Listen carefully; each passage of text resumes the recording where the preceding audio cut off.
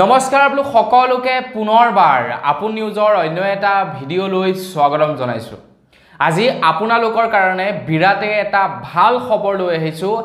1 July তাৰিখৰ পৰা আপোনালোক সকলোৰে বাবে কিছুমান বস্তুৰ দাম কমিব পাৰে বুলি খবৰ ওলাইছে। জুলাই মাহত নতুনকৈ বাজেট ঘোষণা কৰা হ'ব, বাজেট 2024 আৰু 2025ৰ। আৰু সেই বাজেটত আপোনালোকৰ কাৰণে কিছুমান নতুন সিদ্ধান্ত ল'ব আৰু সেইভাবে বহুতো বস্তুৰ দাম কমি যাব বুলি জনাইছে।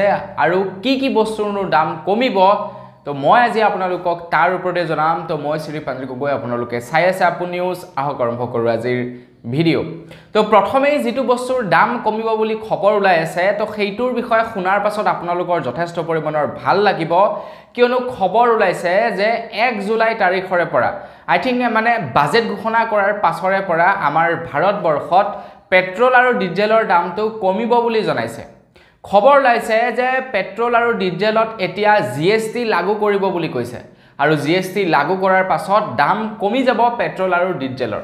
এতিয়া আপোনালোকে হয়তো ভাবিছে যে জিএসটি লাগু কৰিলে পেট্ৰল আৰু ডিজেলৰ দামটো বাঢ়িবহে, কাৰণ জিএসটিটো 18% লাগি যাব, তো আৰু দাম বাঢ়িহে যাব।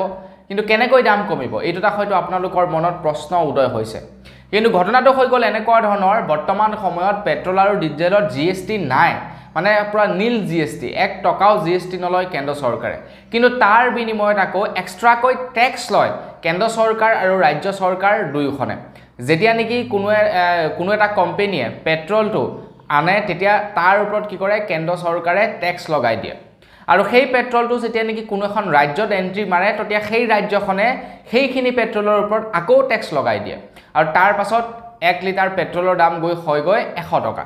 কিন্তু যেতিয়া নেকি জিএসটি আৰোপ কৰি দিব, তেতিয়া কেৱল জিএসটি থাকিব, বাকী কেন্দ্ৰ চৰকাৰ মানে চেন্ট্ৰেল চৰকাৰ বা ৰাজ্য চৰকাৰে যি নেকি টেক্স লয় সেয়া টেক্স নাথাকিব, যাৰ ফলত নেকি পেট্ৰল আৰু ডিজেলৰ দামটো কমি যাব বুলি জনাইছে।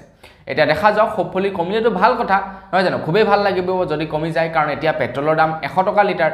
যদি কমি যায় আমাৰ কাৰণে ভাল, আমাৰে ভাল হ'ব নে কি কয় আপোনালোকে কমেণ্ট বক্সত লিখি থৈ যাব। আগবাঢ়িছো ইয়াৰ পাছৰটো মানে দাম কমা বস্তুৰ ফালে। ইয়াৰ পাছতেই দাম কমিব বুলি খবৰ ওলাইছে, ঘেঁহুৰ দামটো কমিব বুলি খবৰ ওলাইছে। মানে ৰ ঘেঁহু মেটেৰিয়েলটো দাম কমিব বুলি জনাইছে। এতিয়া ঘেঁহুৰ পৰাতো ঢেৰ সামগ্ৰী বনোৱা হয়, আটা বনোৱা হয়, ময়দা বনোৱা হয়, বিভিন্ন বিস্কিট বনোৱা হয়। তো ঘেঁহুৰ পৰাই প্ৰায়বিলাক বস্তু বনোৱা নহয় জানো। এতিয়া ঘেঁহুৰ দামটো কমাৰ লগে লগে কি হ'ব, বাকী বস্তুবিলাকৰ দাম কমি যাব, আটাৰ দাম কমিব, ময়দাৰ দাম কমিব, অন্যান্য সা সামগ্ৰীবিলাকৰ দাম কমিব। এতিয়া দাম কিয় কমিব, এইটো এটা ডাঙৰ প্ৰশ্ন। দাম এই কাৰণে কমাৰ সম্ভাৱনা আছে, কাৰণ এতিয়া যিবিলাকে নেকি ঘেঁহু ষ্টক কৰি ৰাখে, যিসকলে নেকি ঘেঁহু ষ্টক কৰি ৰাখি ডাঙৰ কোম্পানীবিলাকক বিক্ৰী কৰে, মানে যিবিলাকক নেকি হোলচেলাৰ বুলি ক'ব পাৰি, তো সেই হোলচেলাৰবিলাকে এতিয়া মাত্ৰ 3000 টনহে ঘেঁহু ষ্টক কৰি ৰাখিব পাৰিব, তাতকৈ বেছি ঘেঁহু ষ্টক কৰি ৰাখিব নোৱাৰিব বুলি জনাইছে। হোলচেলাৰবিলাকে এটা দিমাগ লগায়, তেওঁলোকে কি কৰে, বজাৰত যেতিয়া নেকি গোটেই ঘেঁহু চবফালে হৈ থাকে, তেতিয়া কম দামত ঘেঁহুবিলাক কিনি থয়, আৰু বজাৰত যেতিয়া ঘেঁহু নাইকিয়া হয়, তেতিয়া বেছি দামত তেওঁলোকে ঘেঁহুবিলাক বিক্ৰী কৰে। আৰু এইটো এটা বিজনেছমেনৰ মানে বিৰাটেই সাংঘাতিক কৌশল, আৰু যাৰ কাৰণে নেকি ঘেঁহুৰ দামটো যথেষ্ট পৰিমাণৰ বাঢ়ি যায়।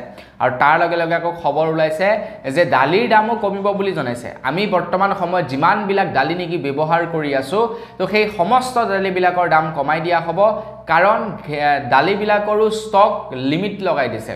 মানে যিবিলাক হোলচেলাৰ আছে, যিবিলাক ৰিটেইলাৰ আছে, যিবিলাক নেকি ডাঙৰ কোম্পানী আছে, তো তেওঁলোকেও দালি ষ্টকটো লিমিটৰ পৰ্যায়ত ৰাখিব লাগিব। তো তাৰ কাৰণে কিছুমান নিয়ম বান্ধি দিছে, সেই নিয়ম অনুযায়ীহে এতিয়া দালিবিলাক ৰাখিব পাৰিব, বেছিকৈ ৰাখিব নোৱাৰিব।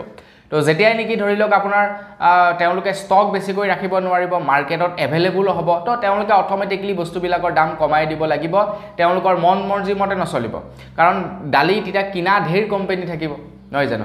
তো সেইকাৰণে কি কৰিব, তেওঁলোকে মন মৰ্জি মতে বিকিব নোৱাৰিব দালি বা বিভিন্ন প্ৰকাৰৰ সা সামগ্ৰীসমূহ, তো ষ্টক লিমিট লগাই দিছে বুলি জনাইছে। তো তাৰ পাছতে আকৌ খবৰ ওলাইছে যে কেন্দ্ৰ চৰকাৰ ফালৰ পৰা এতিয়া কৃষকৰ MSP বঢ়াই দিছে বুলি জনাইছে। 112 টকা নে কিমানলৈ বৃদ্ধি কৰি দিছে কৃষকৰ MSP।